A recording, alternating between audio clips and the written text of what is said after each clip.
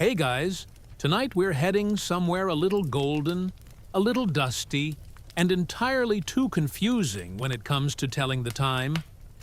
You find yourself standing in a vast courtyard, paved with warm stones, the late afternoon light pooling like honey over polished marble and cool fountains.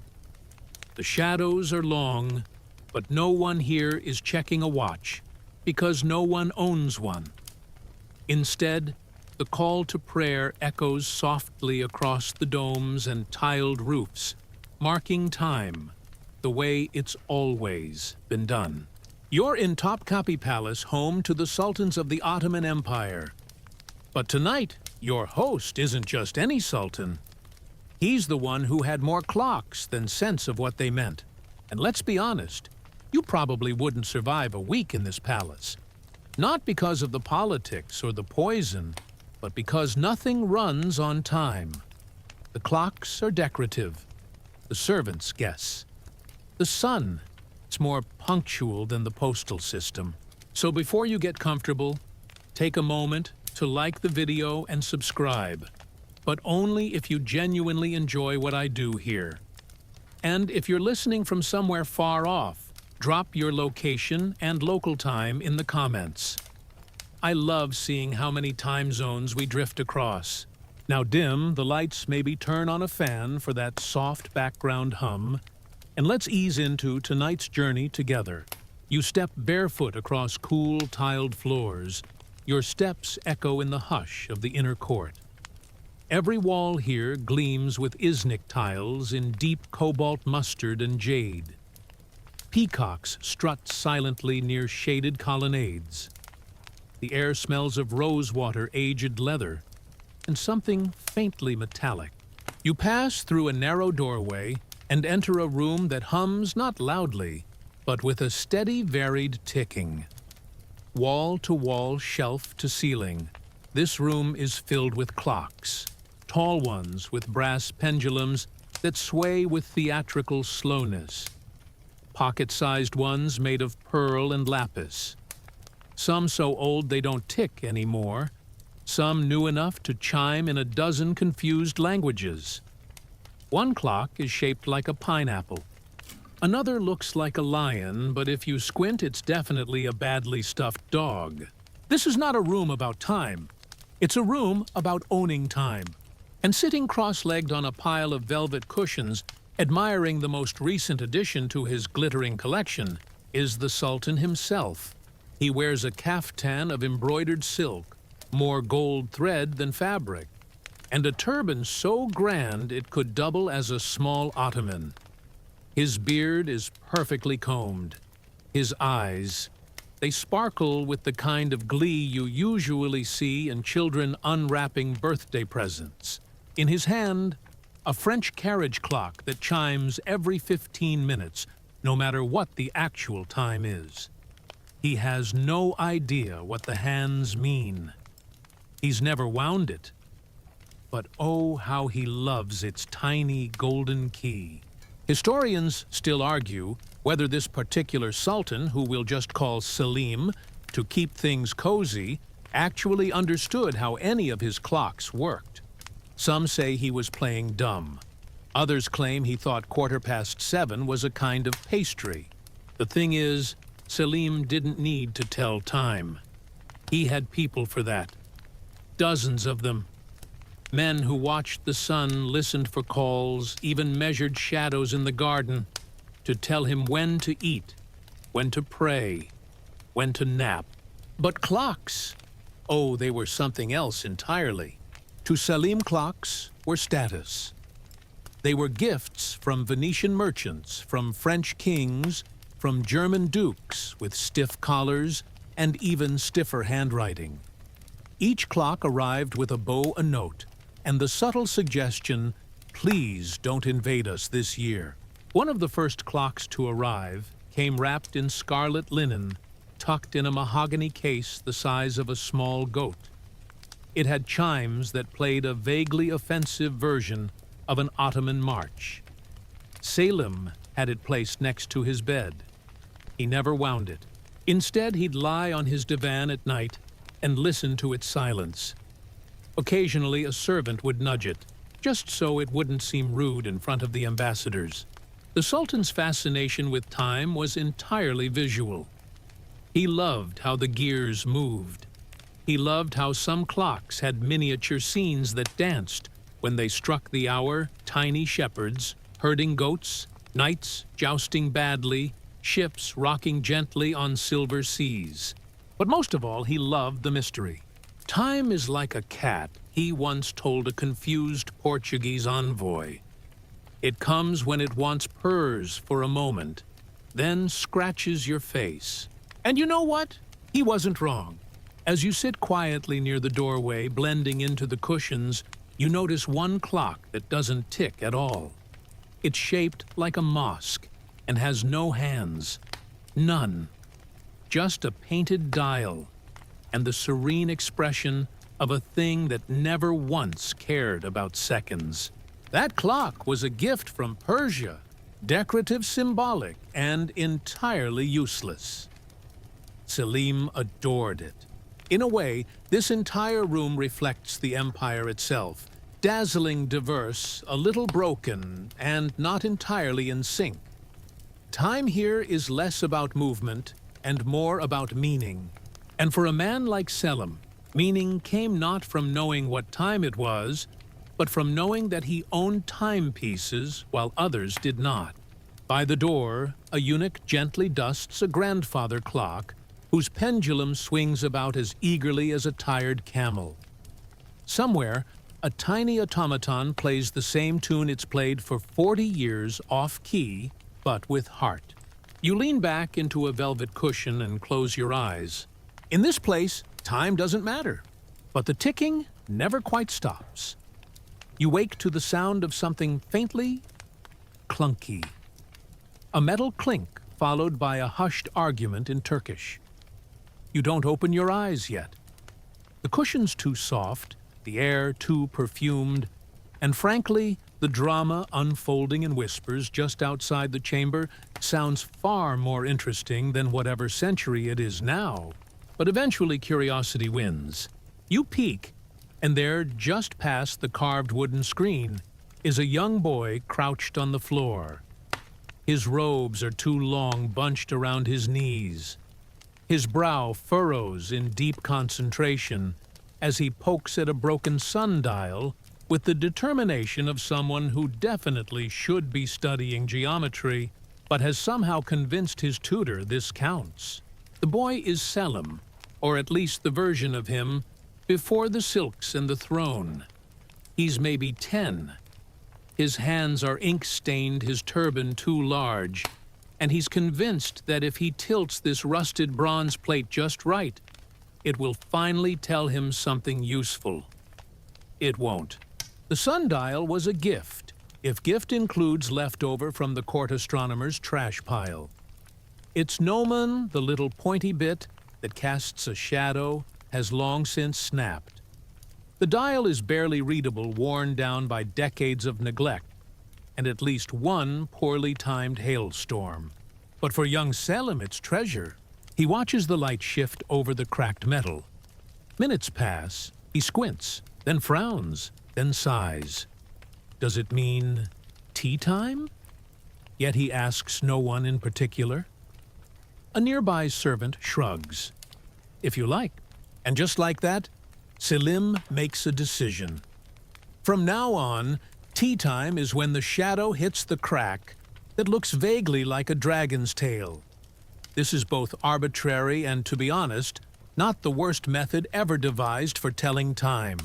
Historians still argue whether Selim's early fascination with broken timepieces shaped his later eccentricity, or whether he was simply bored of reciting poetry with old men in turbans.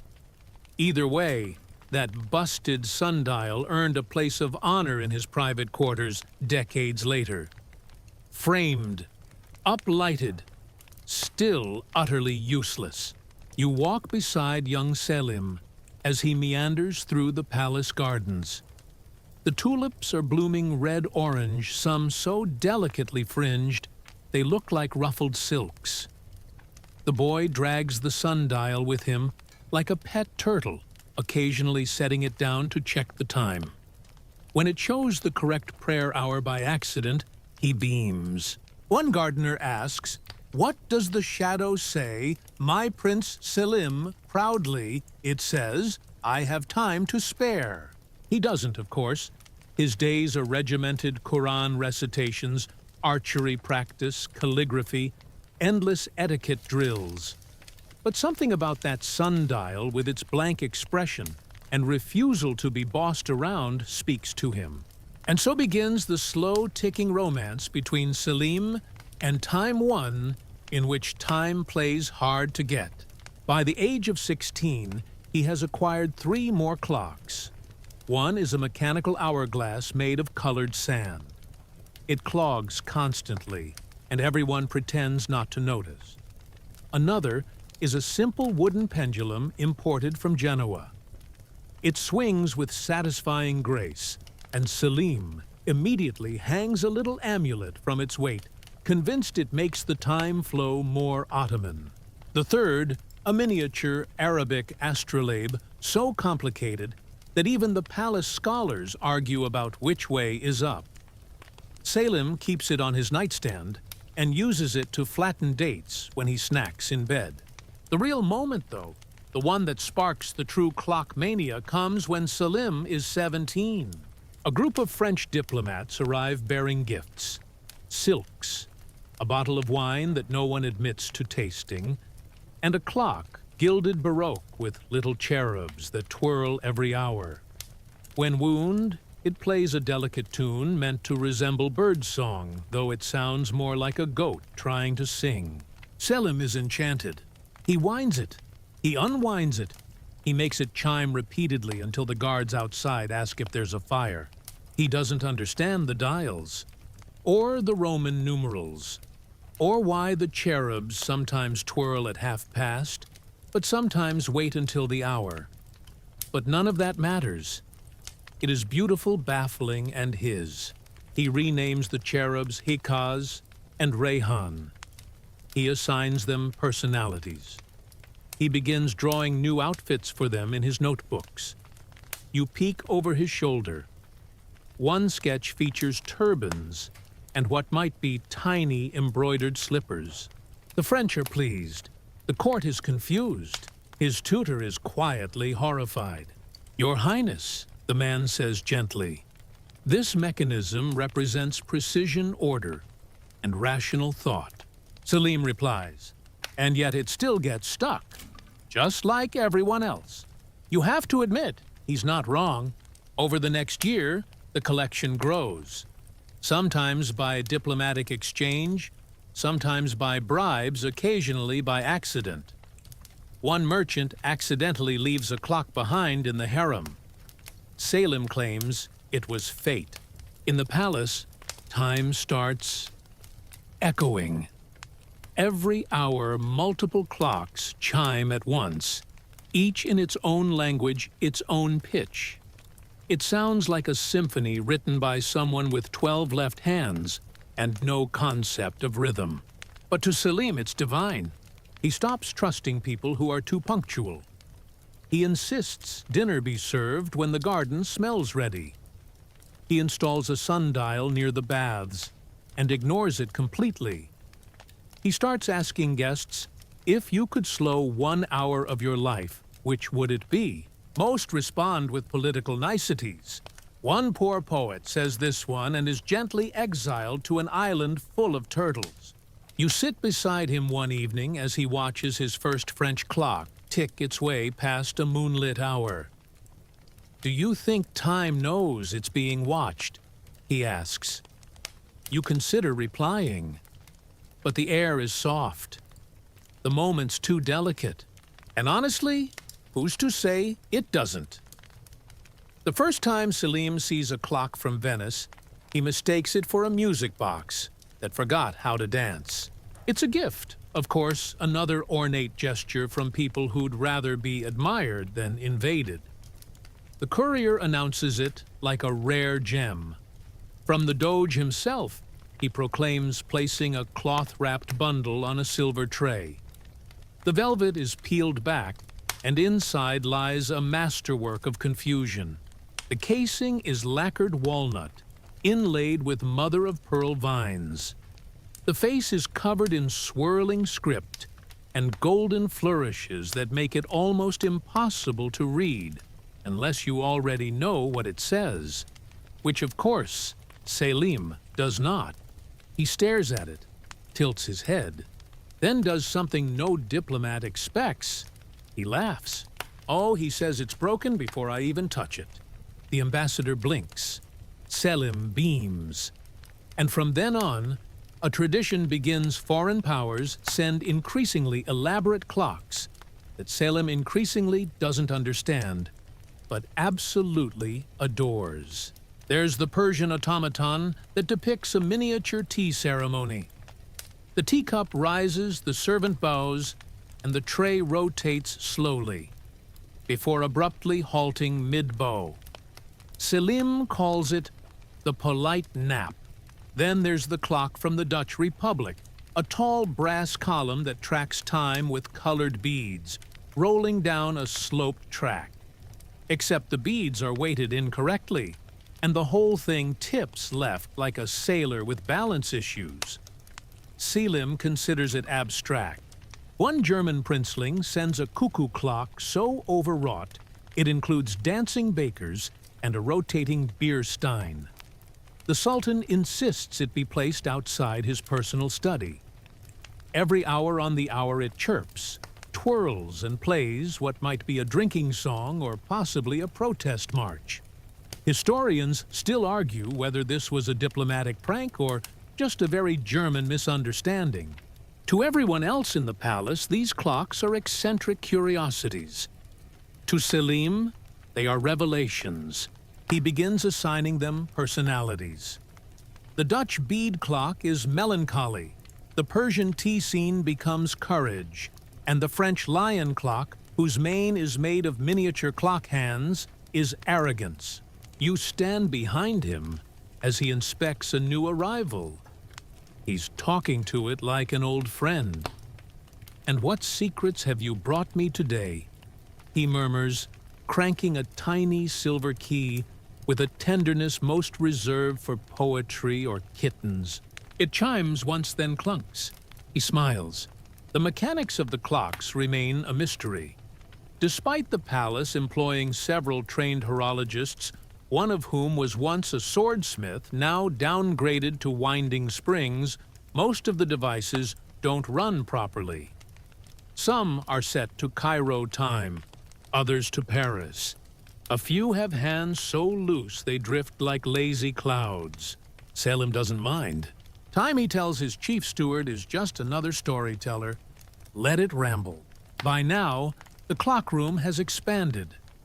What began as a modest salon has grown into a series of interconnected chambers, each dedicated to a different continent's version of how to be late in style. You pass through the Hall of Italian Hours, where clocks sit under glass domes, ticking politely like overfed cats. The German corridor echoes with overly punctual bells, slightly off by about 6 minutes.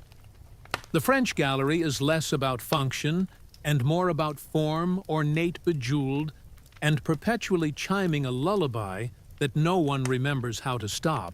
One room, newly opened, is dedicated solely to clocks that don't tell time at all, just motion, rhythm, sound. One spins flowers. Another releases a puff of perfume every third hour. One, Selim insists, shows the tides of the Bosphorus, though it's unclear if it's ever been correct. You pause beside a clock that rings using tiny hammers on crystal goblets. It was meant to mimic the music of water. It currently sounds like someone tapping spoons on glassware at a wedding. Selim loves it. The thing is, even as the empire pulses with trade conflict and diplomacy, the Sultan's inner world is still. Ticking, yes, but slowly. He's not a fool. He knows these gifts are more than just shiny trinkets. He sees the calculations behind every ornate mechanism, the messages woven into every engraved surface. Some clocks show cities captured. Others display the zodiac signs of powerful families. One particularly bold Bavarian creation includes a moon phase dial shaped like the ambassador's own face. Selim chuckles when he sees that one. Ah, so this is what he meant by always watching. The real issue isn't that Selim can't read the clocks. It's that he doesn't want to be ruled by them. He sees them as puzzles, not rulers. Entertainers, not enforcers. Historians still debate whether his resistance to timekeeping was a subtle act of defiance, a statement against the rising obsession with precision creeping in from Europe.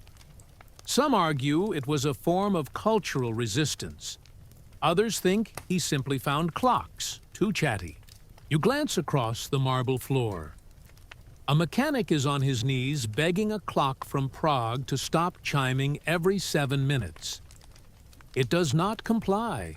Meanwhile, Selim pours sweet black tea and lounges beside a clock shaped like a miniature mosque, admiring the intricate filigree as though the ticking were a lullaby. In this palace, time bends. Not forward, not backward, but sideways, spiraling gently like steam rising from his cup. The clocks fill the rooms with soft, clinking, chiming, clicking, a symphony of misplaced hours and decorative ambitions. You settle into a low divan as the sun creeps toward the far end of the ski. Light filters through stained glass, painting the floor in fragments of amber and turquoise. Somewhere nearby, a clock strikes 15, or maybe 13.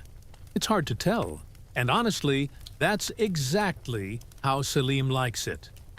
You trail your hand along a carved cedar doorframe and step into what the palace servants call the Room of Eternal Noon, not because it's always bright, but because not a single clock inside has ever agreed on what time it actually is.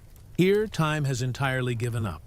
You're surrounded by walls of ticking, talking, chiming contraptions, each stubbornly proclaiming its own version of reality. A Portuguese sea clock insists it's 11:47. A Moroccan sundial hung indoors for some reason claims it's sometime around the third call to prayer. A Byzantine relic, long rusted and missing its hour hand, entirely spins quietly like a child's toy, probably saying it's time for pastries. And in the center of this chorus of chaos sits Selim, barefoot on a silk carpet, cross-legged like a child building castles out of time. You've seen people build model cities. You've seen kids arrange dominoes or marbles. But this is art. Selim has arranged 15 clocks in a circle. Big ones, little ones, some that resemble birds, and one that looks suspiciously like a watermelon with hands. He's trying to figure out which one feels the most honest. He squints, tilts his head. One clock ticks faster, one ticks slower. He listens closely, then turns to you and says with complete confidence, "That one's a liar." You don't ask what the criteria is. He wouldn't explain anyway. Here in the Room of Eternal Noon, reality loses its rigidity. The light filtering through the latticed windows is soft and honeyed. Dust dances in sunbeams that slope across the mosaic floor. You get the sense that the clocks aren't here to tell time, they're here to trap it gently like butterflies. And for Selim, that's the whole point. Why do all these clocks show different hours, you ask? He raises an eyebrow and answers with the serene wisdom of someone who has clearly given this a lot of thought. Because they're each right, in their own way. That is, of course, completely incorrect, but it's also kind of beautiful. Historians still argue whether Selim ever actually believed the clocks were telling the truth, or whether he was quietly mocking the whole idea of linear time. Some scholars suspect the Room of Eternal Noon was more than just a collection, it was a philosophical statement. Others believe Selim was just incredibly indecisive about where to hang things, One thing's for sure, nobody else was allowed to touch the clocks in this room. A palace servant once dared to align 3 of the clocks, so they all ticked in unison. The Sultan returned, noticed, and reportedly whispered, "Unnatural," before moving them out of rhythm again. He preferred the mess. You take a seat near a tall grandfather clock, one that strikes hours, with a quiet clunk, followed by what sounds like a tired sneeze. A gift from a Polish envoy who wore too much cologne and brought pastries that exploded when unwrapped.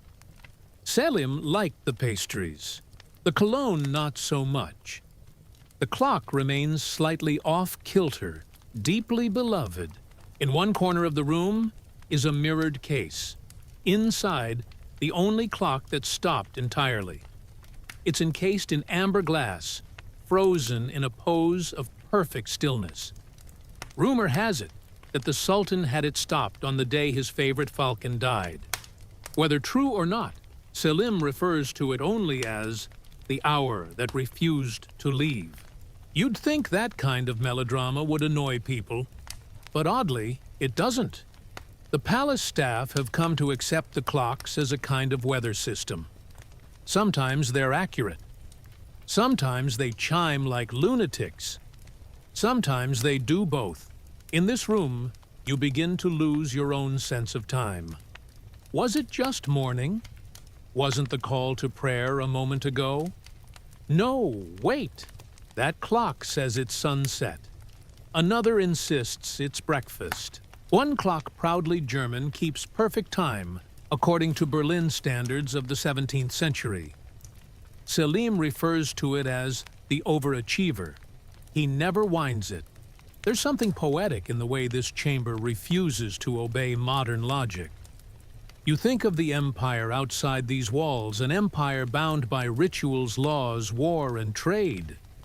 Yet here at the very center, its ruler lounges in a sunlit sanctuary of discordant timekeeping and gentle absurdity. You ask him, "Don't you want to know the real time?" He stretches, yawns, and says, "Real time for whom?" A reasonable question, because outside this room, time is marching. Calendars are changing. Empires are rising and falling on timetables. Bells ring in city squares. Ships leave harbors on schedules written in ink. But here, in this pocket of ticking rebellion time, is something you experience, not something you measure. A breeze stirs the curtains. The light shifts a little. One clock groans. Another chirps. Somewhere softly, something whirs into motion. A tiny bronze man lifting a hammer to strike a miniature bell. It rings once, and no one is quite sure why. The Sultan claps gently. See, even he knows it's a good moment. You nod. You don't know what moment it is, but it does feel like a good one. And so you sit with Selim, surrounded by clocks that don't agree, in a room that always feels like a golden afternoon stretched slightly too long. It's quiet, peaceful, the perfect place to forget whether it's Monday or midnight. Eventually the clocks will wind down. Their hands will droop. Their gears will stick. But not yet. Not in the room of eternal noon. You're outside now, finally blinking into the warm, sunlit haze of the palace courtyard. For a moment, you're disoriented. How long were you in that room? An hour 4, did any of the clocks in there agree on anything except being beautiful and wrong? Someone brings you sherbet in a chilled brass cup. It tastes like mint, and rose petals cool on your tongue. A parrot squawks from a nearby tree. A cat slinks past, entirely uninterested in the empire unfolding around it. It occurs to you as you sit on a smooth marble bench, watching the shadows stretch just a little further, that outside the clock rooms, the Ottoman Empire doesn't run on gears or bells at all. It runs on voices, specifically the muezzin. At dawn, at noon, at mid-afternoon, sunset, and nightfall, The call to prayer echoes from every mosque minaret across the empire, anchoring everyone from camel herders to court poets, to something older than brass and springs. You close your eyes and hear it now floating across the Bosphorus, threaded into the breeze, marking time in tones as ancient as breath itself. For most Ottomans, this is time. You wake, you eat, you pray, you rest. And all of it is paced by the sun, the stars, the voice from above. The Sultan, for all his ticking contraptions, isn't immune to it either. His clocks may be stubborn, but the adhan, the call to prayer, is sacred. Even he bows to that rhythm. And yet, here's where things get amusing. Back inside the palace, his advisors once suggested aligning the clocks with the prayer schedule. A noble idea. Logical. Efficient. The results? Disastrous. One servant tasked with resetting the clocks each morning wound up running through the palace with an armful of timepieces, desperately trying to keep them in sync with the muezzin. He gave up after 3 days and now sells dates near the spice market. Happier, less sweaty. Historians still argue whether there was ever a serious attempt to mechanize prayer time across the empire. Some claim religious leaders resisted it. Others insist it was tried briefly in Bursa and failed when a mechanical bell rang during the call to Fajr, scaring the local pigeons into a frenzy that disrupted the market for hours. Meanwhile, in Topkapi, Selim's solution was elegantly lazy do-nothing. "Why argue with the sky?" he said once. "It has never missed an appointment." You smile at that. Because it's true. The sun doesn't need winding. The horizon doesn't run late. And here's the irony. While Selim fumbled with minute hands and chimes, the rest of the empire moved smoothly to a much older system. Take the kitchens, for example. The royal cooks began each day by the angle of sunlight through the latticework windows. When the light hit the copper pot rack, just so it meant it was time to grind cardamom. If the shadows reached the fish cart, it was time to start simmering the lentils. None of them wore watches. They didn't need to. And somehow lunch was always ready.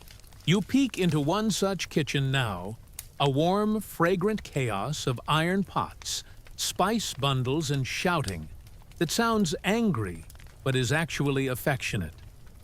A boy stirs something orange and bubbling. An old woman grinds garlic with the intensity of a general preparing for battle. On a shelf above the hearth sits a clock, covered in grease, unwound, unread. You imagine Selim once gifted it here, expecting it would help. It didn't. No one pays it any attention, except the cat who sleeps beside it. In the markets, too, time flows differently. A seller of dates knows it's nearly Zur noon, because his shadow is tucked neatly under his sandals.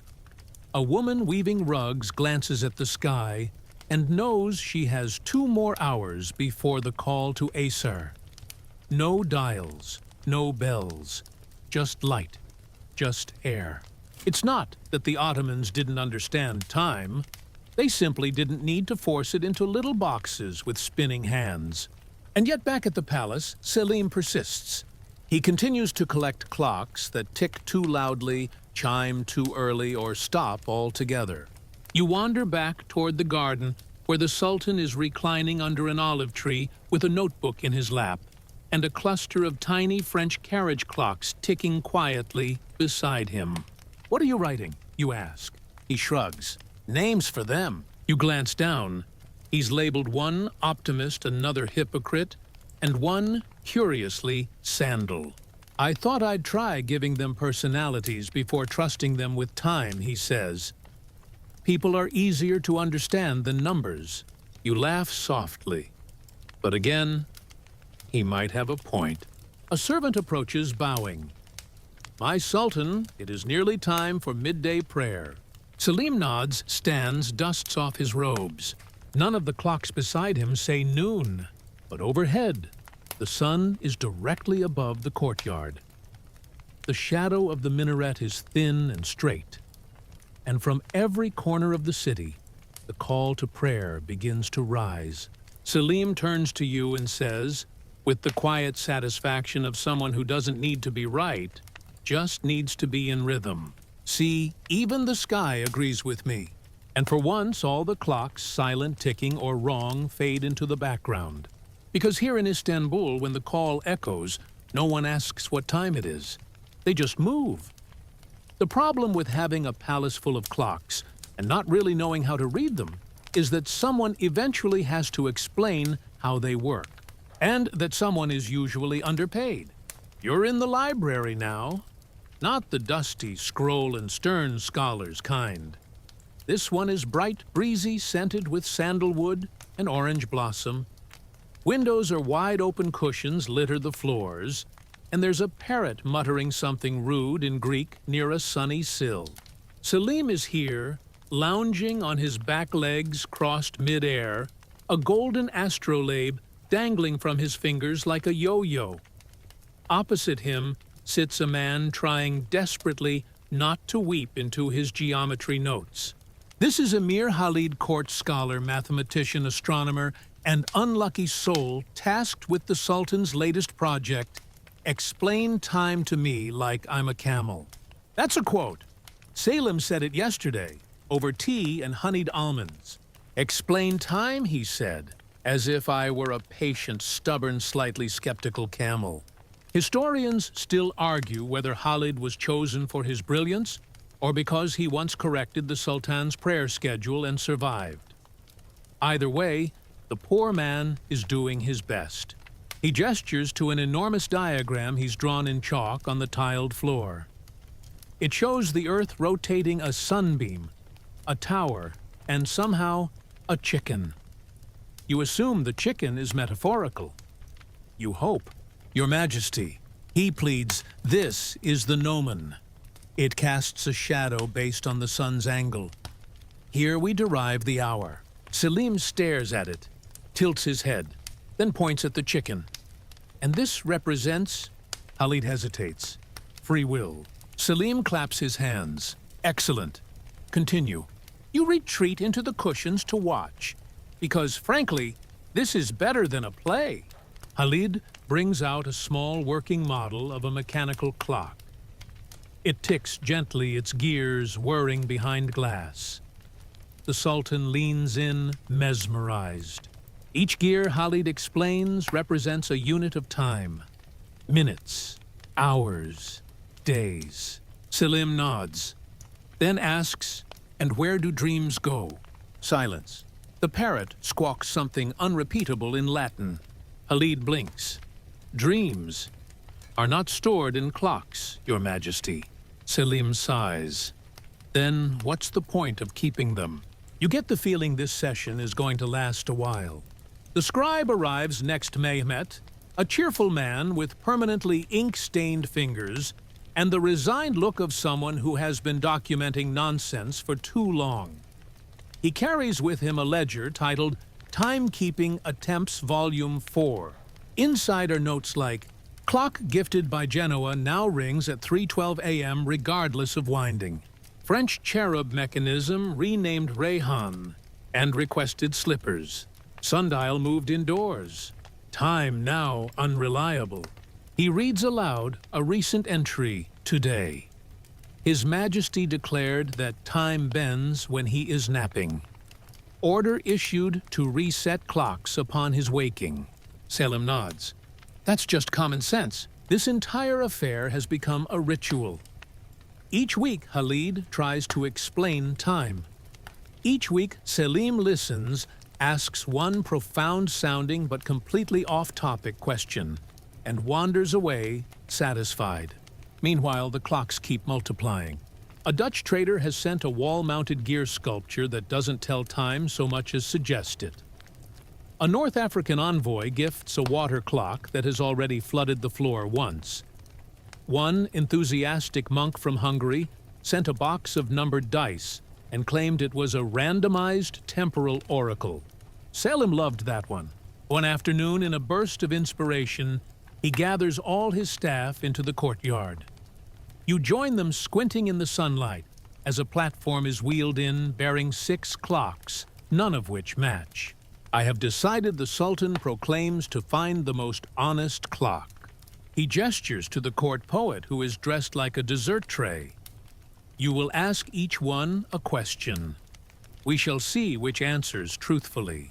And that is how you spend an hour watching a man ask clocks philosophical riddles, like, do you remember the scent of rain, and are seconds jealous of hours? One clock chimes, one ticks backward, one falls over. The winner, the one that said nothing. Selim crowns it with a tassel. Historians still debate whether this was a surrealist performance, an elaborate joke, or the beginning of a very strange calendar system. One scholar wrote, "It is impossible to measure Selim's intellect with standard instruments. He bends the instruments, but behind the silliness, something quieter is happening." Khalid, for all his exasperation, begins to understand the Sultan. He starts bringing examples from poetry instead of science. He draws comparisons between time and breath, rhythm and memory. One day, he reads, "The wind does not know hours. It only knows the way back home." Selim listens, nods, doesn't interrupt. Maybe that's progress. Still, none of the clocks in the palace keep accurate time. That by now is tradition. The servants don't bother winding them unless guests are coming. The court guards keep time by the shadows. The cooks by the bird song. The harem by perfume cycles and gossip. And Selim, he's content. Today he carries a pocket watch with no hands. Inside is a tiny mirror. When asked why, he says, "To remind me who's really passing." You sit beside him in the shade, sipping sherbet, as the clocks around you tick their confused chorus. And despite everything, it's all working. The empire turns, the sun moves, the wind carries the call to prayer. And somewhere inside all this ticking nonsense, the Sultan smiles. Because time, it seems, is not something you understand. It's something you befriend. You're seated on a silk-upholstered bench in the palace's reception hall, a grand, airy space known for echoing dramatic sighs, ceremonial footsteps, and the faint clatter of foreign nerves. Today, the room smells faintly of lemon oil and political tension. Because today is gift day. The Sultan is expecting ambassadors, and you already know what that means. Clocks. Ticking, chiming, wildly impractical clocks. You watch the courtiers prepare the space, with that practiced elegance born of repetition. The rugs are beaten, the cushions fluffed, and a low table is stacked with sugared almonds, candied rose petals, and polished silver cups filled with water, scented with jasmine. Selim isn't nervous, he's giddy. Today he tells you in a stage whisper, "I expect a musical piece." Maybe one that whistles. He's wearing robes with actual embroidered timepieces stitched along the hem. He's decided to meet diplomacy with appropriate visual context. You're not entirely sure if this is regal or deranged. Possibly both. Soon the doors open, and in come the guests' ambassadors from Spain, Venice, the Polish-Lithuanian Commonwealth. Their turbans are slightly too tight, their courtesies slightly too rehearsed. Behind them, trail servants carrying ornate packages covered in velvet, bound with tassels, and radiating the quiet terror of "please like this" or "don't invade us." The first clock unveiled is from Spain. It's shaped like a miniature fortress. At the hour, little cannons pop out and release tiny puffs of smoke. The mechanism is complex and only slightly terrifying. Selim claps like a delighted child and names it the overcompensator. Next, the Polish envoy presents a delicate wooden contraption with 3 dials, one for hours, one for moon phases, and one for somehow turnip harvests. The logic of this is never fully explained. Selim is enchanted. This, he declares, is a clock that cares. Then comes the Venetian gift. It's more sculpture than mechanism, a gilded swan that glides in a slow circle every hour, flapping wings carved from mother of pearl. Its beak opens at noon and produces a single note that's meant to resemble a swan's call, but sounds a bit like a bored uncle sighing. Selim is nearly speechless. You know, he says, most clocks beg for attention.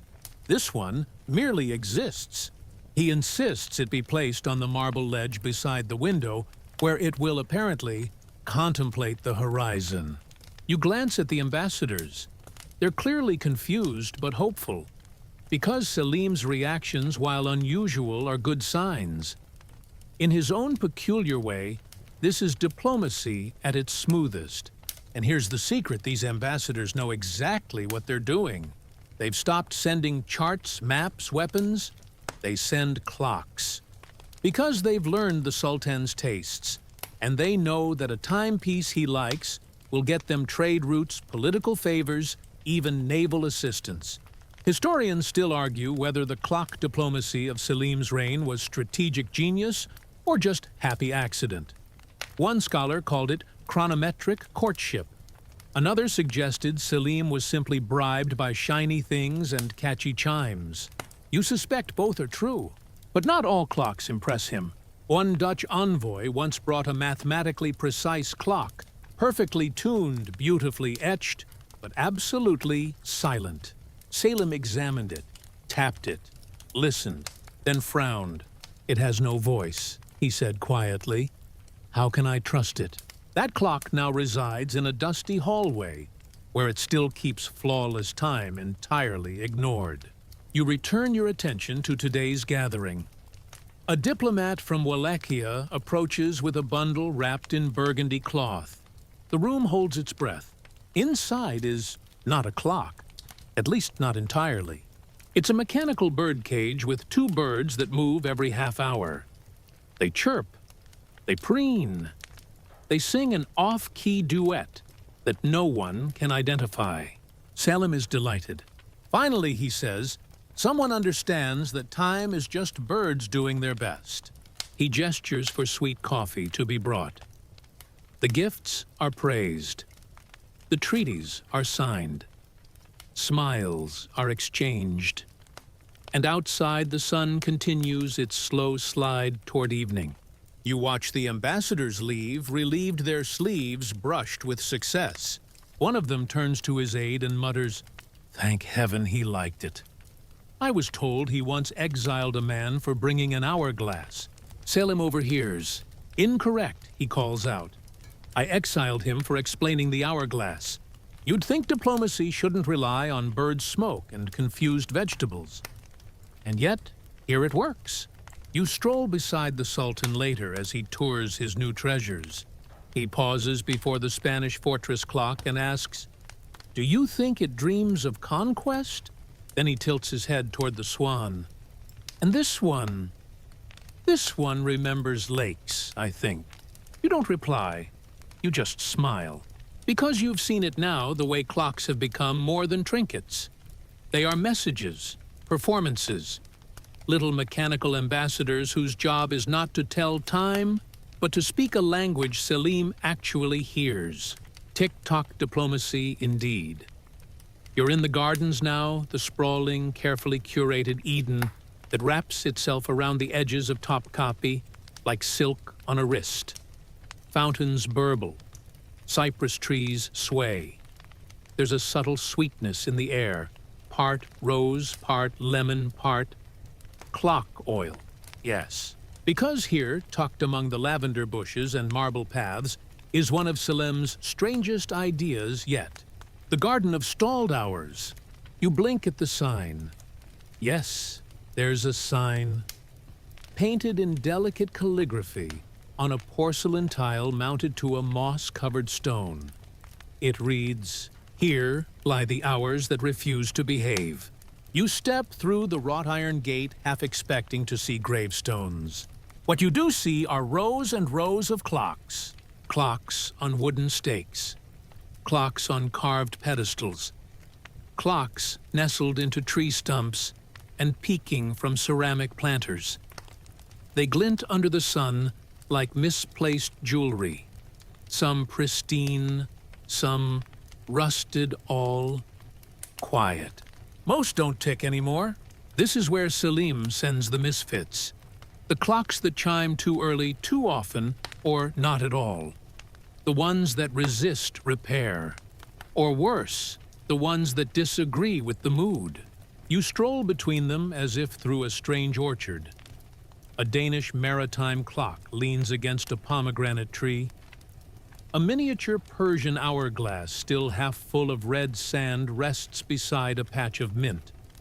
You spot the German overachiever from the earlier section, still ticking, though faintly. Still entirely ignored. Selim appears beside you, hands behind his back, looking rather pleased. This is where time takes a nap, he says. You can't help but grin. Do you visit them often, you ask? He nods solemnly. Every Friday. I listen to their silence. It's very honest. You kneel to examine a Turkish water clock fashioned from colored glass and copper. The water inside has long since evaporated. Its copper bowl has greened with age. A tiny tulip has grown through its spout. Selim crouches beside you. This one, he whispers, was too eager. It kept counting half hours like full ones. It made everyone anxious. You tilt your head. What did you do? He shrugs. Moved it here. Told it to breathe. Historians still argue whether the Garden of Stalled Hours was a metaphor or just a peculiar landscaping choice. Some suggest it symbolized Selim's quiet rejection of Western rigidity. Others believe he simply didn't want to throw anything away. But this place has its own magic. You pass a long stone bench where a row of pocket watches sits in the shade, each open, each pointing to a different hour. One reads 3:12. One reads 9:47. One inexplicably just says soon. None of them are ticking. Selim calls them the quiet choir. He gestures toward a sundial embedded in the ground, so overgrown with ivy, it's completely useless. I left it there to teach patience, he explains. And because I lost the gnomon, there's one small wooden structure near the back of the garden, painted pale blue, roofed with clay tiles. It's the only closed building in the garden. You approach it with Selim, inside a single clock. A large old iron-wrought thing, French, perhaps encased in glass, set on a marble pedestal. It's pristine, perfect, not a speck of dust. It's also turned off. Selim unlocks the case, wins it once, and you both listen. Tick, tick, tick. He watches for a full minute, then gently stops the pendulum with one fingertip. It gets lonely, he murmurs, but I remind it. There's no hurry. The air is warm. Cicadas sing lazily from the trees. A cat curls on a sun-warmed brick. Somewhere behind you, a fountain trickles. You sit together in the silence. It's easy to see why he created this place. Outside, the empire is busy. The court is busy. Even the clocks in his chambers are busy. But here time is allowed to fail, to stall, to forget itself, and to be forgiven. You ask, have you ever thought about letting one start again? Selim closes the glass door gently. They've earned their rest. You stroll slowly toward the garden's exit. As you do, a breeze brushes through the trees, nudging a wind chime made from disassembled clock hands. They tinkle together like soft laughter, crooked, delicate, a little out of tune. Selim pauses to listen. Even broken hours can sing, he says. You walk on. Behind you, the garden of stalled hours remains silent, golden, overgrown, and strangely, very much alive. You return to the palace through a narrow corridor tiled in soft blues and greens, your footsteps echoing gently in the cool hush. The air smells faintly of cloves and lemon peel. You turn a corner and suddenly find yourself face to face with a display cabinet filled with confusion. Clocks. But these ones are different. They're not arranged by era or function or origin. They're arranged by numbering systems. You stare at the display mouth slightly open. Because what you're seeing is a cartographer's nightmare. A blur of Arabic numerals, Roman numerals, Persian digits, Ottoman calligraphy, and what might be stylized astrological signs pretending to be numbers. Welcome to the most problematic corner of Selim's collection. Clocks with no agreement on how to count. Selim steps beside you, arms folded, looking deeply proud. These, he says, are my diplomats. They don't speak the same language, but they try. You stare at one timepiece with a Roman face, clean, symmetrical, utterly standard, sitting beside a carved wooden clock from Damascus, its numbers inked in looping Eastern Arabic script that feels more like calligraphy than calculation. Both read different times. Neither seems particularly apologetic about it. Across the room, a clock made in Anatolia uses the old Ottoman Turkish style where numbers look like flourishes from a particularly artistic poem. The minute hand is bent slightly sideways. The hour hand is missing. Selim keeps it wound anyway. You like this one, you ask? He nods. It reminds me of my cousin. Beautiful, confusing, always late. Historians still argue whether the Sultan's multilingual clock collection was an intentional embrace of diversity or a byproduct of diplomatic overload. Some say he wanted to honor every culture that crossed into his empire. Others argue he just couldn't say no to a well-carved numeral. But the effect is real. This room is where time becomes relative. A servant once tried to schedule afternoon tea using 3 different clocks in this room. The result, a samovar boiled over at 2 enjoued guests, arrived at 3:15, and the Sultan wandered in at 4:00 with a poem about turtles. Selim himself doesn't seem to mind. He picks up a small brass desk clock from Persia. Its numbers are arranged counterclockwise, and the hands spin in a hypnotic spiral. He flicks the winding key gently, and it hums. Everyone thinks their way is correct, he muses, but time doesn't choose sides. You smile. So what do? He grins. I listen to them argue. You walk further into the room, passing a cluster of clocks, all set to different prayer times, depending on their geographic origins, Damascus, Cairo, Mecca, and one deeply confused piece from Vienna that still insists it's snowing. There's something poetic in the chaos, something strangely honest. One clock inlaid with lapis lazuli bears a rotating ring of zodiac signs rather than numbers. Selim calls it the Optimist. Another simply displays letters instead of numerals.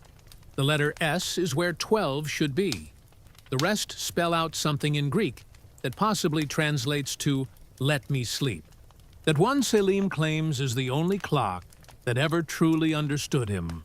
You sit on a low bench as he begins rearranging them again, this time by mood. The Roman numeral clocks go to one side, self-assured, he says.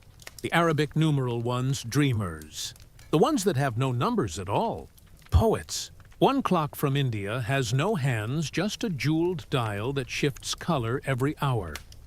It's currently lilac.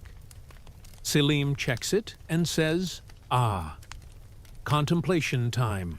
You ask him, "But how do you ever know what hour it is?" He looks over his shoulder and says, "I don't. But I always know what hour I feel like it is." And somehow, that makes perfect sense. You notice a dusty corner where several clocks are placed face down. Those you ask. He sighs. Traitors. They pretended to agree with each other. It felt unnatural. You glance again at the disorderly line-up numerals, jumbled systems, clashing symbols from 5 different alphabets, ticking together in unlikely asymmetrical harmony. It's messy. It's beautiful. and it's probably the best representation of the Ottoman Empire you've seen yet. An empire where East met West, where math danced with poetry, where tea arrived late, and sunsets were negotiable. Selim walks you out of the room, pausing at the threshold. You know, he says, everyone thinks time needs rules. He leans in, a sparkle in his eye. But maybe it just needs room. You step back into the corridor, blinking in the natural light. The clocks behind you murmur in a dozen voices, none in agreement. And somehow, that's exactly as it should be. The air is heavy with sandalwood this evening. You can hear cicadas humming somewhere out past the marble terrace, and inside the palace a few of the clocks have begun chiming, in confused sequence.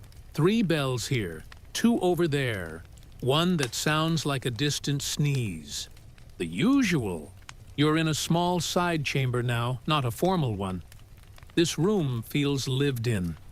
Books stacked on cushions, an ink-stained map pinned sideways to a carved screen. And in the center, a patient old man holding a worn scroll and a very long pointer. This is Yusuf, a scholar, an imam, a man with the quiet stubbornness of someone who once corrected a prince's pronunciation in public and lived to explain it. Yusuf is here for a reason. Selim, ever curious, has asked him to teach time. Again. But this time, not through clocks. I want to understand why people invented time in the first place. Selim said this morning over breakfast, which happened at what some people might call mid-afternoon. And so Yusuf has arrived with scrolls, charts, and a heart full of optimism. You sit near the window as he begins. Your Majesty, he says, time began with the sun and the stars. We tracked shadows. We learned to count harvests. We followed the moon. Selim interrupts. Yes, yes, but who decided to chop it into hours? It feels violent. Yusuf blinks. Violent. Well, Selim gestures around the room. You take this big, beautiful thing, eternity, and you slice it into little metal boxes. Yusuf stares at him, then sighs. Let's try a different approach. He pulls out an ancient water clock diagram, one where hours are marked by the slow filling of a bowl. Before minutes and seconds, time was fluid, he explains. Measured in flow, not ticks. Selim is intrigued. So it's more like soup. Yusuf pauses. In a way, yes. Historians still argue whether Yusuf ever truly reached the Sultan or just learned to survive his metaphors. Either way, tonight, he's trying something new. He unrolls a parchment showing Babylonian star maps. These people believed time flowed in cycles, he says. Not lines, not forward, but around. Selim nods slowly, like laundry. Yes, Your Majesty, like laundry, he continues. The hourglass came later, the mechanical clock much later. But before all that time was a question of when, not how long. You lean back as he speaks. It's strangely soothing hearing time described not in minutes and hours, but in shadows and tides. But then Selim frowns. So you're telling me he says that somewhere along the way, we decided the sun wasn't reliable enough. Yusuf hesitates. Not unreliable, just inconvenient during cloudy days. Selim chuckles. Ah, so we invented clocks because of bad weather.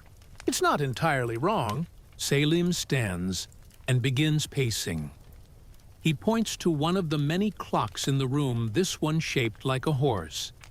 And now, look. We have machines with tiny men who bang bells every hour, just to remind us to be anxious.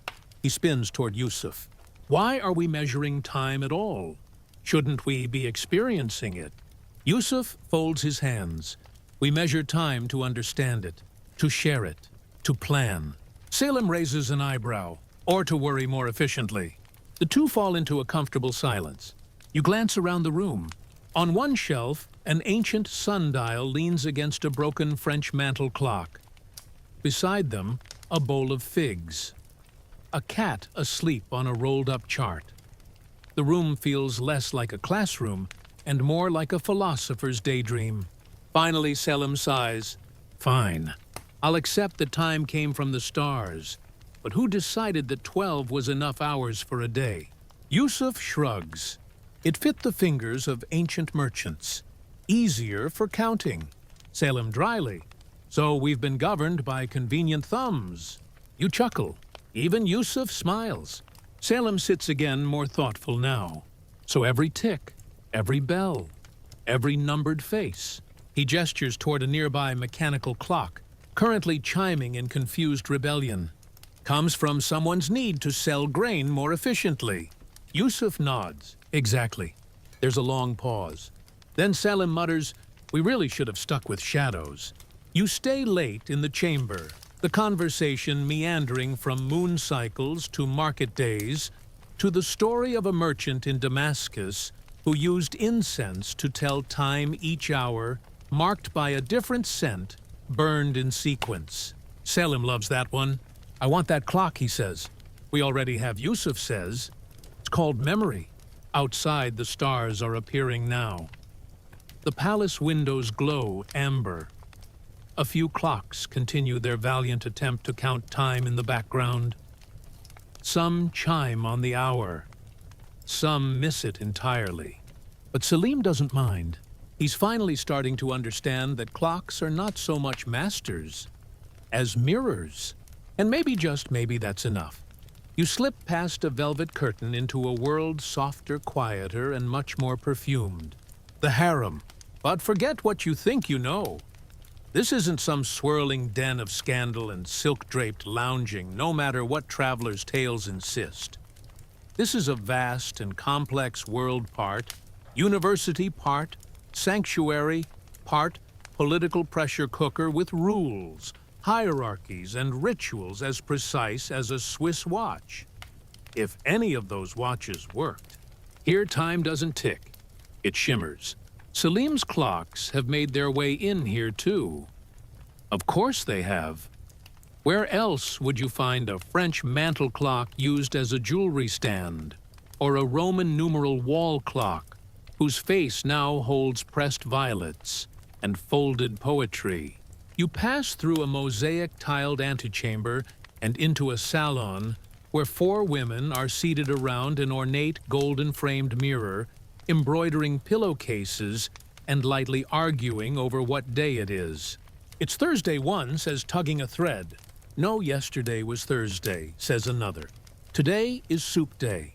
That seems to settle it. A 5th woman reclining on a pile of cushions lifts a slender clock shaped like a tulip and shakes it gently. It chirps once, completely off cue. Everyone nods.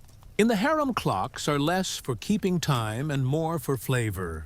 One is wound only when it rains.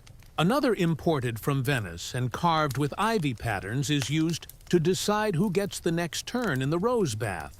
Selim, for all his contradictions, never tried to standardize time in the harem. He understood instinctively that this wing of the palace had its own rhythm, one that couldn't be dictated by a clock. And besides, the women here loved the clocks, just not for telling time. Look, one woman whispers, pulling you aside, this one rings when I laugh. She demonstrates? It doesn't. You both laugh harder. Historians still debate whether Selim gifted the clocks to the harem as genuine offerings of beauty or as excuses to start conversations. One theory suggests the clocks were deliberately chosen for their unpredictability mirrors of the political currents inside the harem itself. One particularly elaborate gift, a standing clock with rotating constellations and tiny ivory swans, was meant to symbolize harmony. Instead, it sparked a 6-day feud over which woman it had been meant for. It now resides in the fountain room, ticking slightly off, beat humming along with the splash of water. You pass into a narrow hallway lined with cabinets. Each one contains a timepiece. But these are different. They've been altered, personalized. Here's one painted with saffron and gold wrapped in silk ribbon. Here's another with rose petals tucked behind its glass face, and a third with its numbers replaced entirely by pearl-inlaid astrological symbols. Selim may have ruled the empire, but the women here ruled style. And they didn't just decorate time, they reinvented it. You find a letter written in fine curling script. Dearest clock, you never ring when I ask, but you're the only thing in this palace that waits when I'm not ready. You smile. It's unsigned. Probably never meant to be found. But it lingers in your mind like perfume. In the courtyard beyond the harem library, a group of young girls are playing a game that involves winding tiny mechanical birds and racing them across a tiled path. The game was invented last spring when one of Selim's clocks arrived, missing its chimes, but filled with clockwork doves. Selim called it a poetic error. You lean against a carved pillar, listening to the laughter, the occasional buzz of misfiring springs, and the rustle of silks. One of the older women approaches a regal figure with streaks of silver in her hair, and eyes that have seen far more than she lets on. You know, she says softly in here, we don't keep time. We hold it. You nod. It makes sense. Clocks in the harem aren't instruments, they're companions, silent observers. Occasionally, quiet rebels. One woman tied hers to the ankle of her favorite cat. The clock stopped ticking the same week the cat started climbing curtains. Another embedded a timepiece in a book of poetry and called it Verses for Lost Hours.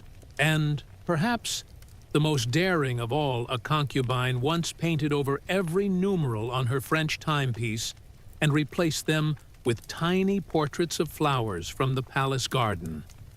It no longer ticked, but when Selim saw it, he said, "Finally, a clock that blooms." No one punished her. In fact, he had it placed in his private room. There's a kind of rebellion here, not loud, not defiant, but quiet and persistent. A refusal to be governed by bells and hands. Instead, they measure time in braids completed, in cups of tea cooled, in love letters folded, in silences exchanged beneath the orange trees. You linger a little longer watching a young woman wind a gold watch until it ticks once softly, then tucks it into her sash without looking at the face.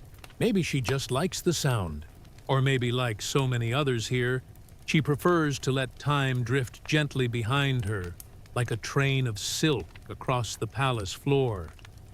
You're in a quiet, drafty hallway, now the kind of place people forget to sweep, where the light falls in slanted streaks across stone tiles, and the occasional scroll someone meant to return.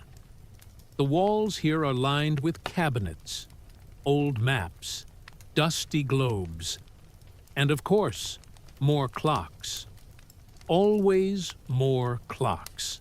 But today, your eyes fall on something else, scrolls, sealed in ribbon letters, stacked carefully in a cedar box. A quiet trove of correspondence. These are Selim's letters, not royal decrees or military strategies, those are somewhere else. These are personal, and most of them are replies to other rulers. That's right. The Sultan, owner of at least 200 clocks that don't agree with each other, had pen pals. And what do powerful men write about in the age of empire? Apparently, clocks. You sit beside the open box and gently unfold a letter from the King of France. It's written in an elegant looping hand and begins not with politics, but with enclosed is a new creation from Versailles. It chimes once for each fruit in season. Selim's reply is folded beneath it. Dear Louis, your clock is confused. It insists it is always peach season. You smile. This wasn't just politeness. It was a language, a game, a shared obsession. Another letter comes from the Mughal emperor in India, rich with compliments flowing with poetry. The final lines mention a gift, a clock, that uses shadows and color to mark the hours. Time through mood, the emperor calls it. Selim's response is in verse. Your colors match the sky above my bath. I trust your clock more than my vizier. Historians still debate whether these letters were sincere expressions of shared curiosity or clever tools of diplomacy. One scholar argued they were ticking Trojan horses, beautiful distractions used to probe each other's technologies, tolerances, and tastes. But here in this hallway, they feel more like friendships. You find a letter from a North African prince apologizing that the enclosed clock broke in transit and arrived missing its winding key. Selim's return note includes a drawing of the broken clock wearing a turban and enjoying a cup of tea. It's titled, Finally at Peace. There's something strangely touching about it all. You read a passage aloud. Time is cruel to most, but kind to those who forget it exists. You glance up. Selim is nearby, quietly watching you from the shadow of a column. Do you still write them? You ask. He shrugs. Some reply. Some don't. But I still send the clock's notes. I think it helps. He walks over, picks up a letter sealed in green wax, and tucks it into his robe. This one's for the Empress of Austria. She sent me a clock shaped like a goose. You tilt your head. Did you like it? He grins. It honks. Enough said. Somewhere in the background, a clock chimes, not with a bell, but with a soft flute sound. You look around, confused. Selim points upward. It's my new one, from Kyoto. Every hour it plays a note from a lullaby. By the end of the day, you've heard the whole song. He pauses. Unless you miss one, then it's incomplete. Like a memory. You follow him down the corridor as he opens a side cabinet. Inside, tucked between rolls of parchment, is a bundle of correspondence he keeps separate. These, he says, are letters I never sent. You raise an eyebrow. He explains, sometimes you want to write to someone who won't answer. A dead friend. A younger self. Even a clock that stopped working years ago. He pulls one letter free and reads aloud. Dear 12-chime lion clock, I miss the way you roared at the wrong times. I still believe you knew more than you let on. You both laugh. He places it back carefully. This is more than nostalgia. It's a kind of archive one, not of minutes and hours, but of moments. You flip through one last set of pages and find a list Selim titled, People I Suspect Are Secretly Clocks. The list includes, the Grand Vizier ticks when nervous. My left knee predicts rain. That cat from the spice courtyard. Me on days I dream in gears. You stare at it. You do know this is nonsense, right, you ask? He winks. Of course. But nonsense is often the only thing honest enough to keep time. You reach the end of the hallway. Outside, the light is changing, growing softer, more golden. A breeze rustles through the lemon trees. Selim lingers beside the open box of letters. One day, he says, someone might read all this and think I was trying to understand the world through its clocks. And were you? He pauses. No, I was just trying to hear it tick back. There's a room in the eastern wing of the palace that few know about, not hidden exactly, but overlooked. It's down a short flight of marble stairs behind a curtain of faded brocade, and past a door so warped with time, it sighs when you open it. This is where you find him, the forgotten clockmaker. His name is Hamza, or at least that's what the steward calls him. No one remembers when he arrived. Some say he came as a boy apprentice to a French horologist who vanished into the spice trade. Others claim he simply appeared one rainy season and never left. What is known is this. He's been in the palace for decades. He doesn't live in the usual quarters. He sleeps here on a cot beside his workbench. He eats lentils from the same copper bowl every night. He speaks little, smiles less. And he's the reason the clocks, however chaotic, still tick at all. You enter cautiously. The room smells like oil dust and brass. Shelves crowd the walls, stacked with broken gears, tangled springs, bent hands. Clocks in every stage of recovery lie in rows, like patients in a quiet infirmary. Hamza doesn't look up as you step closer. He's hunched over a pocket watch, eyes narrowed, fingers moving with the precision of someone who doesn't need to see anymore. He knows where each gear goes. You speak softly. "What are you fixing?" He mutters, "I'm not fixing. I'm listening." You wait. Eventually he straightens, wipes his hands and gestures to a tall cabinet in the back. Inside are clocks that have never been displayed. Clocks too strange, too moody, too stubborn, even for Selim. One is a silver cube with no face. When wound, it hums not musically, but like wind through a cave.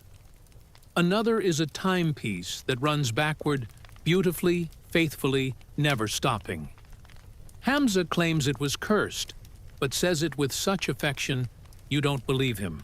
Then there's the clock with 7 hands. Each hand spins at a different speed. No hour markers, no numerals. Just 7 delicate spokes dancing across an opal surface.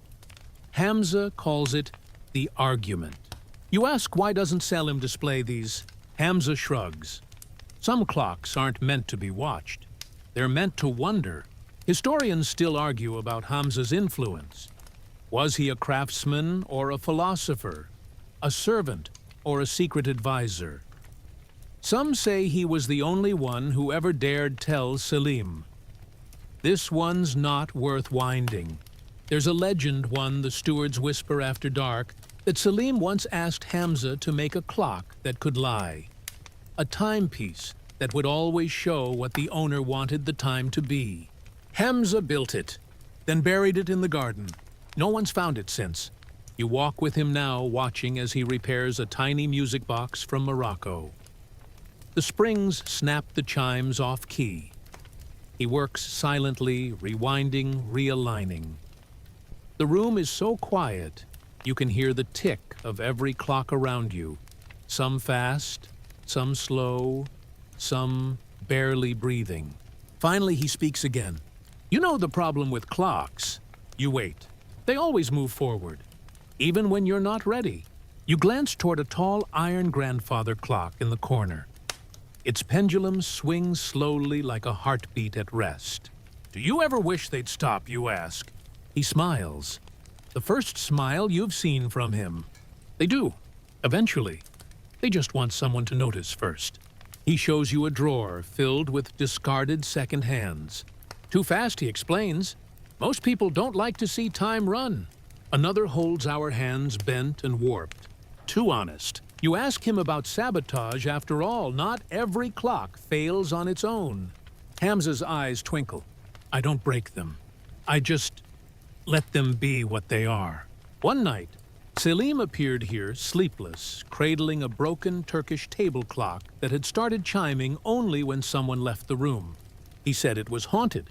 Hamza listened, nodded, then rewound it. Not haunted, he said. Just lonely. Now that clock sits by Selim's bed. You wander further into the workshop and notice a strange wall chart, unmarked clocks, drawn in silhouette, each labeled with a single word: hope, delay, longing, regret, forgiveness. Each one tells a different kind of time. Selim never sees this chart. Maybe it's not for him. Maybe it's for you. You return to the stairs. Hamza stays behind, oiling a gear that looks older than the empire itself. Before you go, he says one last thing. Tell the Sultan I found his missing hour. You blink. You have... He nods. It was hiding inside a minute too full of memory. And with that, he turns back to his work. The clocks around you tick softly. Each one different. Each one alive. Evening wraps the palace in soft indigo, now the kind of light that blurs edges and makes marble glow faintly from within. You follow Selim outside barefoot across cool tiles, through a corridor of arching vines, and into his favorite place of all, the Imperial Terrace. It overlooks the Bosphorus, where the water mirrors the sky like it's been taking notes all day. The city below is beginning to flicker with oil lamps. The breeze is gentle scented with salt and jasmine, and for once, just for a moment, there are no ticking sounds, just the hush of a city preparing to sleep. Selim is standing at the railing, hands behind his back head, tilted ever so slightly. "What time is it, you ask?" He doesn't look at you. He raises a hand to point toward the horizon, where the last edge of the sun is dipping behind the domes and towers. "It's now," he says, according to the sky. And indeed it is sunset, not by the clocks. Those, as always, are confused. But here in this moment, Selim doesn't need their approval. Historians still argue whether the Sultan's resistance to mechanical timekeeping was stubbornness or vision. Some say he feared the loss of spiritual rhythm. Others say he simply enjoyed the poetry of uncertainty. Tonight, standing beside him, you understand something deeper. He wasn't avoiding time. He was reclaiming it. You sit together on a stone bench. A servant brings 2 cups of thick, bitter Turkish coffee. Selim lifts his slowly inhales the steam and sighs with the kind of satisfaction you only get from small, stubborn victories. "I used to think I was bad at time," he says. "Late, distracted, disobedient. And now," he glances at you sideways, "now I think maybe time was just bad at me." You both laugh quietly. A page boy arrives holding a delicate pocket watch, bowing low. "My Sultan," he says. "The court expects you in." Selim waves a hand. "I'll arrive when the moon does. Tell them I've appointed a new assistant the horizon." The page boy pauses, nods slowly, whether in confusion or admiration, you can't tell, and retreats. You sip your coffee as Selim begins rearranging the clocks scattered across the terrace. Yes, of course there are clocks here, small ones on tables, a wall-mounted one behind a rose trellis, a sun-warmed brass piece embedded into the floor mosaic. None of them agree. One is still ticking from last spring. Another, a Swiss gift, is half melted from a summer heat wave. But Selim has a favorite here, a tall, silver-faced clock that stands under a pergola of ivy. He resets it not by winding or gear, but by looking out at the water. Each evening, just as the final orange slips beneath the sea, he turns the hands, gently aligning them with the moment the sun disappears. You watch as he does it now. His fingers are careful, reverent, like he's not just adjusting a machine, but nudging the universe into harmony. He steps back, studies it, then nods. "Perfectly wrong," he murmurs, and that's his highest compliment. You sit together watching night rise over Istanbul. From somewhere deeper in the palace, you hear the muffled chime of one of the grand clocks, probably claiming it's midnight, even though the stars say otherwise. Selim doesn't flinch. "Do you think time notices us?" he asks. You shrug. "Maybe, when we're quiet." He nods, thoughtful. "Then this must be the loudest I've ever been." The sky is dark now, stitched with stars. The city murmurs below, and you the clocks. And Selim drifts gently into a silence that says more than any chime ever could. Then just before you rise to leave, Selim turns to you. "You know," he says softly, "there's only one time I trust without question." You raise an eyebrow. "And what's that?" He smiles, gestures toward the sea, the stars, and the still warm cup in his hand. "This one. It's the quietest part of night now. The palace breathes.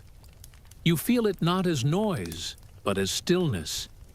A kind of mutual agreement between stone silk and starlight that the time for movement has passed. Everything slows. The oil lamps flicker lower. The fountains hush. Even the clocks seem less eager. You find Selim alone, sitting on a wide cushion in a colonnaded gallery open to the sky. He's wrapped in a dark robe, silver thread at the edges, catching the light of the crescent moon above. He's barefoot, legs crossed, cradling a small wooden clock in his lap. One of the early ones, chipped, quiet, familiar. "This one was my first," he says softly, not turning to face you. "The broken sundial, remember?" You nod.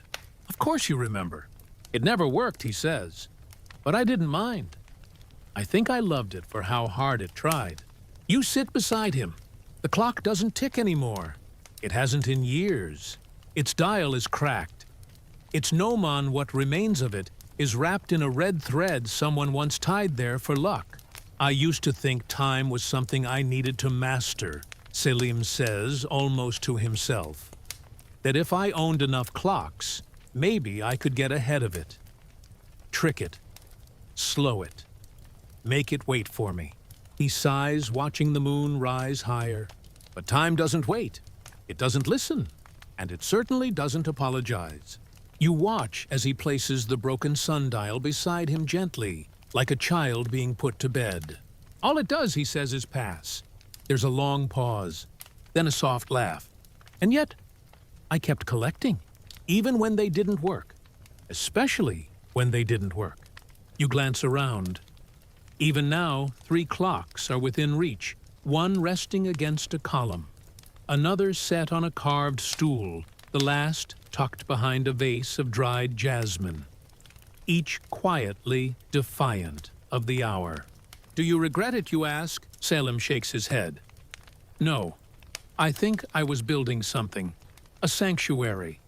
A language. A conversation I didn't know I needed." He turns to look at you, now eyes softer than you've ever seen them. "Time," he says, "isn't measured in seconds. It's measured in attention." You stay with him as the moon climbs. He doesn't speak again for a while. Instead, he listens. To the breeze, to the faint chirp of a nightbird, to the slow rhythm of his own breath. And you understand that he's not waiting for anything. He's not tracking anything. He's simply being. Around you, the clocks remain silent. Not broken, just resting, at ease. One of them ticks once and stops. Selim smiles. "Good night," he whispers. To you, to the clock, maybe both.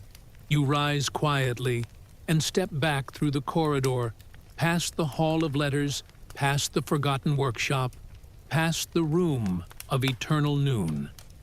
All the places you've been now breathe behind you, full of stories, of silence, of sound. And somewhere far below, the Bosphorus flows, unmeasured, unbothered, unhurried. Wind down final 300 words. You lie down now, the world still gently swaying with the rhythm of soft ticking and slow breath. The palace fades behind your eyelids, but a part of you still walks its halls barefoot. Quiet. Welcome. You remember the room where clocks disagreed, the garden where time rested, the scholar with a scroll in one hand and patience in the other, the clockmaker whispering secrets to brass. And Selim, always Selim, a man who ruled an empire but chose to understand time not through conquest, but curiosity. Through clocks that didn't work, moments that stretched, and silences that spoke louder than any bell. You imagine his hands gently winding one last clock, not to trap the hour, but to release it. To say softly, "You may go now. I'm not afraid to lose you." Let your breath slow.